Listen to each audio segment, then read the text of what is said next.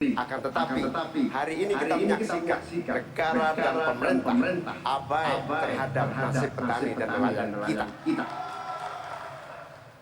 Hari ini kita menyaksikan bukti bahwa hasil sensus pertanian BPS menunjukkan bahwa 10 tahun terakhir ini telah terjadi jumlah petani rumah tangga gurem, rumah tangga petani gurem jumlah hampir 3 juta. Ini artinya 16 juta rumah tangga petani hanya memiliki tanah setengah hektar. Sementara ada seseorang yang memiliki tanah 500.000 hektar sebagai kekuasaan yang diberikan negara kepadanya. Di sisi yang lain, kita sangat prihatin. Upaya pengadaan pangan nasional dilakukan melalui food estate. Food estate terbukti mengabaikan petani kita, meninggalkan masyarakat adat kita, menghasilkan konflik agraria dan bahkan merusak lingkungan kita. Ini harus dihentikan. Saudara-saudara sekalian, krisis iklim terjadi dan kita menyaksikan bencana ekologi terjadi di mana-mana. Negara harus serius mengatasinya. Tidak hanya mengandalkan proyek Giant Sea Wall yang tidak mengatasi masalahnya. Kita harus sadar bahwa krisis iklim, kenyataan krisis iklim harus dimulai dengan etika. Sekali lagi, etika. Etika lingkungan. Etika lingkungan ini intinya adalah keseimbangan antara manusia dan alam. Tidak menang-menangan, seimbang manusia dan alam. Akan tetapi kita menyaksikan bahwa kita tidak seimbang di dalam melaksanakan pembangunan kita. Kita melihat ada yang namanya krisis iklim tidak diatasi dengan serius. Bahkan kita ditunjukkan anggaran mengatasi krisis iklim jauh di bawah anggaran sektor-sektor lainnya. Hadirin saudara sekalian setanah air yang saya cinta. Dengan kesadaran ini, maka kita harus kembali bahwa pembangunan nasional, bahwa kebijakan nasional harus berpijak kepada yang namanya keadilan iklim, keadilan ekologi, keadilan antar generasi, keadilan agraria, dan tentu keadilan sosial. Saudara-saudara sekalian, rakyat harus dilibatkan. Rakyat tidak boleh ditinggal karena pemilik negeri ini rakyat. Pemerintah hanyalah pelaksana dari negeri ini. Oleh karena itu, desa harus menjadi titik tumpu pembangunan. Petani, nelayan, peternak, masyarakat adat harus menjadi bagian utama dari program pengadaan pangan nasional. Reforma agraria harus menjadi kepastian distribusi lahan bagi para petani kita. Energi baru dan terbarukan harus digenjot, bukan malah dikurangi targetnya, diturunkan targetnya. Karena itu kita harus lakukan perubahan. Kita tidak boleh diam. Perubahan menghadapi masa depan kita dan generasi yang akan datang. Para petani dan seluruh warga bangsa yang terlibat, negara menunggu langkah kita bersama. Kita semua harus menghadirkan perubahan untuk Indonesia yang lebih baik. Baik.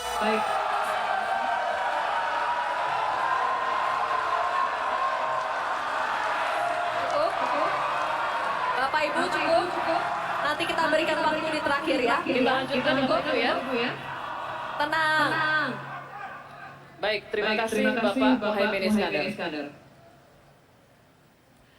Selanjutnya, kami persilakan calon wakil presiden nomor urut 2, Bapak Gibran Rakabuming Raka untuk menyampaikan visi, misi, dan program kerja. Waktu Bapak 4 menit dimulai ketika Bapak berbicara. Assalamualaikum warahmatullahi wabarakatuh. Salam sejahtera, Shalom, Om Swastiastu, Namo Buddhaya, Salam Kebajikan. Indonesia ini negara besar. Kita harus bersyukur Indonesia memiliki sumber daya alam yang sangat kaya. Di antaranya kita punya cadangan nikel terbesar di dunia, timah terbesar nomor 2. Oleh karena itu, program hilirisasi harus dilanjutkan dan diperluas cakupannya. tidak hanya hilirisasi tambang saja, tapi juga hilirisasi pertanian, sektor maritim, dan juga hilirisasi digital. Intinya, kita tidak boleh lagi mengirim barang mentah. Untuk mengurangi ketergantungan pada energi fosil, kita akan dorong transisi menuju energi hijau seperti bioaftur, biodiesel, dan juga bioetanol. Yang sudah dilakukan meliputi B35 dan B40.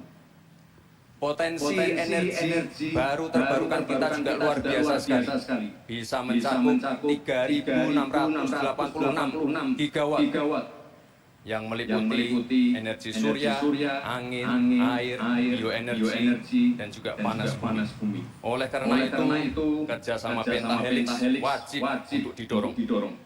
Bapak Ibu yang saya hormati, teman-teman sesama anak muda, jika agenda hilirisasi, pemerataan pembangunan, transisi menuju energi hijau, ekonomi kreatif, UMKM bisa kita kawal, insya Allah akan terbuka 19 juta lapangan pekerjaan untuk generasi muda dan kaum perempuan. 5 juta diantaranya adalah green jobs. Green jobs ini adalah peluang kerja di bidang pelestarian lingkungan. Green jobs ini adalah tren peluang kerja masa kini dan masa depan. Untuk mendorong kesejahteraan petani, akan kita dorong terus ketersediaan pupuk dan bibit yang mudah dan murah. Untuk menjaga stabilitas harga pangan, akan kita optimalkan peran dari TPID, ID Food, Bulog, dan Badan Pangan. Untuk meningkatkan produktivitas para petani, akan kita dorong terus mekanisasi. Generasi muda akan kita dorong melalui smart farming. Agenda reforma agraria akan kita lanjutkan juga terkait kepemilikan tanah dan juga pemanfaatan tanah yang lebih berkeadilan. Program PTSL, redistribusi tanah, dan One Map Policy akan dilanjutkan. Anggaran dana desa sudah terbukti menurunkan angka desa tertinggal dan meningkatkan angka desa berkembang dan mandiri. Oleh karena itu, anggaran dana desa akan ditingkatkan sesuai dengan kekuatan fiskal di dalam negeri. RUU Masyarakat Hukum Adat akan didorong agar lebih berkeadilan. Karena sesuai dengan prinsip Sustainable Development Goals, yaitu Leave No One Behind. Narasi besarnya di sini adalah keberlanjutan dan penyempurnaan. Terima kasih. Wassalamualaikum warahmatullahi wabarakatuh. Masih ada waktu dimanfaatkan atau tidak? Baik. Oke. Cukup. Tenang, Bapak. Baik, Ibu. kita lanjutkan, Bapak, Ibu. Kita lanjutkan. Cukup. Terima kasih. Kita lanjutkan ya. Kita lanjutkan. Baik. Nanti kita akan kasih kesempatan, kita lanjutkan dulu sesinya. Selanjutnya kami akan persilakan calon wakil presiden nomor 3, Bapak Mahfud MD untuk menyampaikan visi dan program kerjanya. Waktu Bapak sama 4 menit mulai saat Bapak berbicara. Silakan Pak Mahfud. Bismillahirrahmanirrahim. Atas berkat Allah yang Maha Kuasa. Diskusi atau debat ini sangat penting karena menyangkut tiga hal yang akan menentukan yang akan menentukan masa depan negara kesatuan Republik Indonesia dan bangsa Indonesia, yaitu Tuhan, manusia dan alam. Di dalam kearifan lokal, misalnya di Jawa dan Bali ada istilah Trihita Karana. Di Sunda Jawa Barat ada Tritangtu, tiga, Trinitas, Trisakti, dan sebagainya. Di dalam kearifan lokal, bangsa Indonesia masa lalu sudah biasa melakukan langkah-langkah untuk memberikan perlindungan atas lingkungan hidup agar lestari. Bahkan konstitusi kita juga menyatakan bahwa sumber daya alam itu harus dikelola dan digunakan untuk sebesar-besar kemakmuran rakyat. Saudara, sumber daya alam kita sangat kaya, tapi pangan belum berdaulat. Petani makin sedikit, lahan pertanian makin sedikit, tapi subsidi pupuk makin besar. Pasti ada yang salah. Petaninya sedikit, lahannya sedikit, subsidinya setiap tahun naik. Pasti ada yang salah. Laut kita berlimpah, udara kita meracuni paru-paru kita. Investor masuk, industrialisasi terjadi, lingkungan rusak, rakyat menderita. Kemudian sumber daya alam menjadi sumber sengketa di antara rakyat dengan rakyat, antara pemerintah dengan pemerintah. Allah mengingatkan tentang ini dalam Al-Quran bima kasabat aydin nas liyudhiqahum ladzi amilu. Telah terjadi kerusakan di bumi karena tingkah laku manusia di darat dan di laut.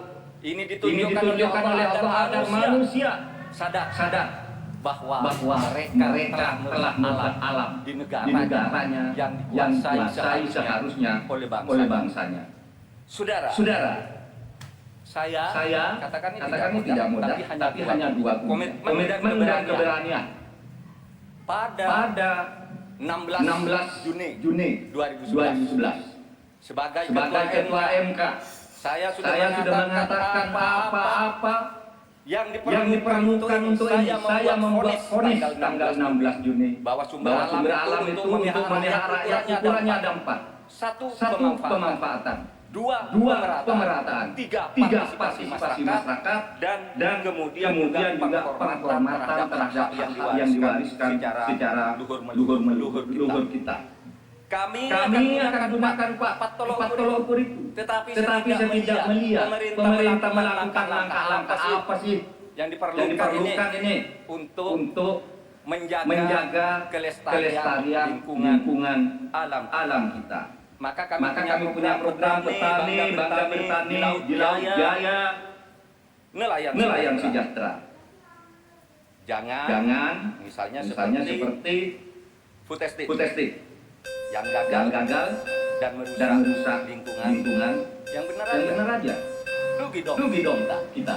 Terima kasih. Assalamualaikum warahmatullahi wabarakatuh. Terima kasih.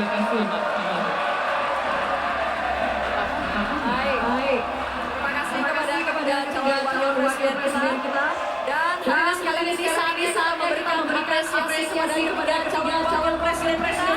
Silakan apresiasi kepada Bapak Iskandar, Bapak Gibran Raka dan Bapak M.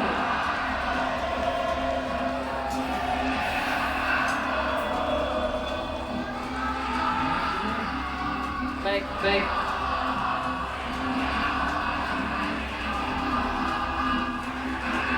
Hadirin dan pemirsa, kita akan jeda dulu. Di segmen berikutnya kami akan memperdalam misi dan juga program kerja para calon wakil presiden melalui berbagai pertanyaan dari para panelis. Tetaplah bersama debat keempat calon wakil presiden pemilu 2024. 14 Februari. Beres ini tanggal 4 kamu juga ya? Ya, 14 Februari kan? Iya, 14 Februari. Iya dong, 14 Februari. Mau milih. Ya, 14 Februari siapa sih? 14 Februari kita milih. Kamu juga ya, cek kita sebagai pemilih cek online yuk KPU. 14 Februari 2024.